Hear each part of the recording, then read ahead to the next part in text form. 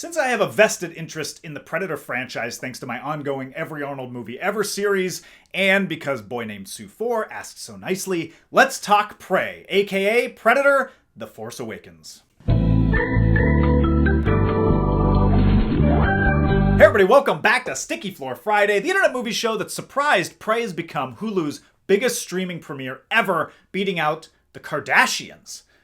Although, that does give me a hell of an idea for a crossover. KVP. Whoever wins, we lose. As I referenced in the cold open, Prey is essentially a remixed version of the original Predator, a back-to-basics attempt to reverse years of mediocre sequels and crossover movies. What Prey gets right, and this might sound counterintuitive in 2022, is not trying to be anything other than a standalone thriller that tells a complete story from beginning to end. It's uninterested in building out mythology or setting up sequels.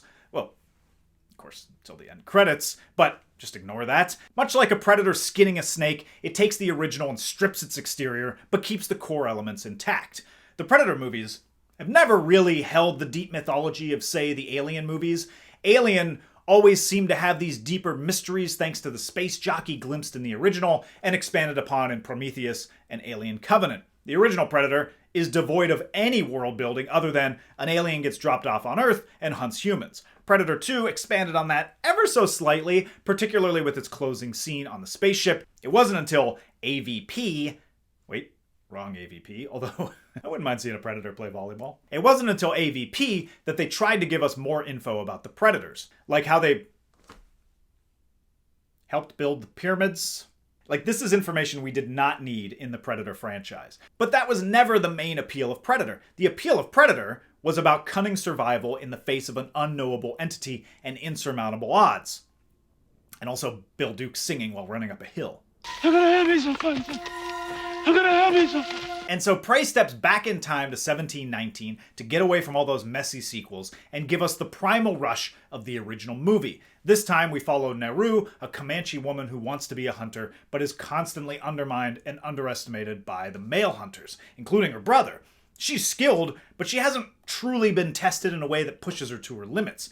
As she witnesses a fire in the sky, we know that's a predator hitching an Uber to Earth, and soon after that, bad things start to happen, and Naru's skills are fully put to the test as she's hunted by a predator. It hits a lot of the same beats as the original. Something has arrived to hunt humans. At first, everyone thinks it's some sort of animal, but the truth turns out to be much worse. There's another external threat. In the original, it was guerrilla rebels, and in Prey, it's French trappers. The predator is once again sent alone to hunt and picks off a group of people until one remains to stand up to it using ingenuity. And yes, the main character sets up Home Alone-style traps to outsmart the predator.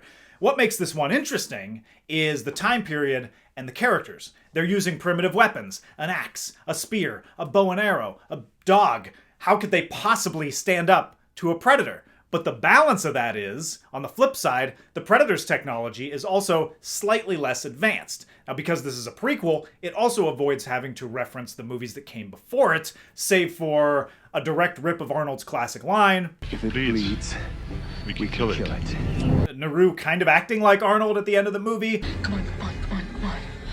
Do it. and another subtle one involving a pistol from Predator 2. But that's about as far as they could have and should have gone with the references. The cast and crew are mostly made up of indigenous people, the first blockbuster movie to have an all-Native American cast, and there's even a Comanche dub, which is so cool. And Naru, played by Amber Midthunder, feels like a mirror of the Predator in this movie. They're both out to prove themselves, though their approaches are different. The Predator still plays by the normal predator hunting rules. It won't attack you if you aren't a threat, but it's also a more blunt killing machine. It's less disciplined. It's a little sloppy. I've heard it described as feral, and it will straight up fist fight a bear instead of hunting it. And it seems to be testing each species it encounters to find out which poses the greatest challenge. And it also isn't invincible. That bear fight does some damage. Now, Naru won't defeat the predator through brute strength alone. Then again, neither could Arnold. So it doesn't really matter how big or small the human target is or whether it's a man or a woman. Everybody's going to be physically outmatched by a predator. It doesn't matter what kind of human you are, you're going to be smaller and you're going to be the underdog. So it all comes down to outsmarting and outhunting the predator. Naru, she thinks things through, she learns from the predator's haphazard style, and then she exploits it. For instance, she notices when the predator loses its helmet, it has trouble seeing, and the helmet will automatically lock onto a target. So later, she uses a gun to knock its helmet off again and steal it, setting us up for the climax. Naru also has the help of a dog, which is good, but they know exactly what they're doing by putting a damn dog in this movie. There is automatic tension from the moment you see, oh, a cute little doggy, because you're going to wonder, are they going to let this fucking dog live or die? I'll let you figure out what happens. You know, one other thing I like is that this movie pulls out some tropes that we haven't seen in a while. Like quicksand. I love quicksand in movies. It was a staple in the 80s, and it's always just so much fun.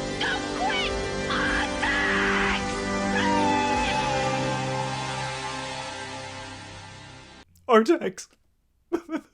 Overall, Prey is an engaging movie that probably should have been released in theaters. It's beautifully shot, and it's fun to watch Naru figure out how the predator operates while also proving herself and transforming from hunted to hunter. I didn't find it very suspenseful or scary. The question of what's out there in the trees was answered in Predator and hasn't really changed in 30 plus years. But, I thought it was well crafted and it was entertaining. But I really appreciated the movie getting back to what we love about the original. And it gives them a roadmap for future movies. All you gotta do, it's not complicated. Just drop a Predator or two in different time periods throughout our existence and see what happens. You tell me you wouldn't want to see JVP. Thanks to Prey, we have a reason to be excited about the Predator franchise once again. So, where does Prey rank amongst the Predator movies? Let's take a look. Number 700, AVP Requiem. Number 6, AVP. Number 5, The Predator. Number 4, Predators. Number 3, Prey. Number 2, Predator 2. And number 1, Predator. All right, time for 3 questions. Number 1, what did you think of Prey? Was it everything you hoped for or too similar to the original? Number 2, where do you want to see a Predator show up next? And number 3, which Kardashian would have the best chance of defeating a Predator?